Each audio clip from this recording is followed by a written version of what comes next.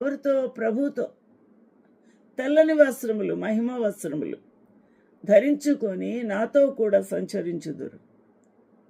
చూడండి ఎంత భాగ్యం ఇచ్చాడు. ఇక్కడ పెండ్లి యజమానుడు అయిన మహారాజు యొక్క ఆ మధ్యలో ఆయన నడుస్తుంటే సంతోషముతో తినవలసిన వాడు ఏమైపోయాడు? ఆ యోగ్యత ఆయన దగ్గర నుంచి తీసి పడేశాడు.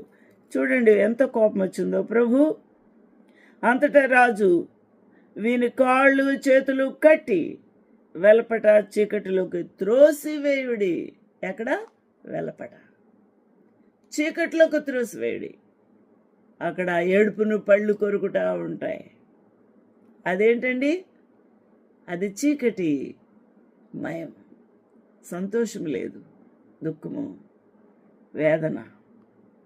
కాబట్టి కాళ్ళు చేతులు కట్టి వెలపట చీకట్లోకి త్రోసి వేశారు. అక్కడ ఏడుపును పండ్లు కొరుకుటాయి ఉండునని పరిచారకులతో చెప్పాను. కాబట్టి పిలువబడిన వారు అనేకులు, ఏర్పరచబడిన వారు కొందరే అని ప్రభు చెప్తున్నాడు. కాబట్టి మనం ఎక్కడికి వెళ్తాం? ఈ యొక్క లిస్టులో ఉన్నామా?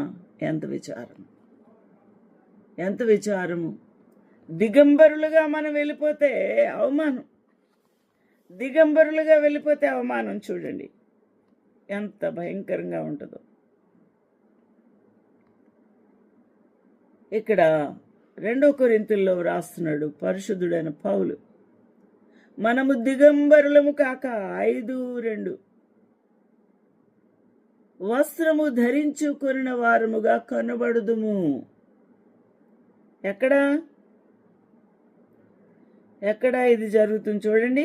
మొదటి నుంచి, భూమి మీద మన గుడారమైన ఈ నివాసము శిథిలమైపోయినను, అంటే చనిపోయినను, చేతి పని కాక దేవుని చేత కట్టబడినదియు నిత్యమైనదియు నైన నివాసము అనగా మన ఆత్మ పరలోకమందు మనకు ఉన్నది అని ఎరుగుదుము. ఈ యొక్క మన ఆత్మ దేవుని యొక్క ఇంటిలో ఉంటుంది అని ఎరుగుదుము. దేవుని యొక్క ఇల్లు, దేవుని యొక్క ఆలయము, దేవుని యొక్క ఆలయం మన కొరకు రిజర్వ్ చేయబడిందని ఎరుగుదుము. అయితే మనము దిగంబరులము కాక వస్త్రము ధరించుకున్న వారముగా కనబడదుము. ఎప్పుడు? పరలోక రాజ్యములోకి ఎలిజిబుల్ అయ్యి అక్కడికి ఎంటర్ అయితే, లేకపోతే కాదు.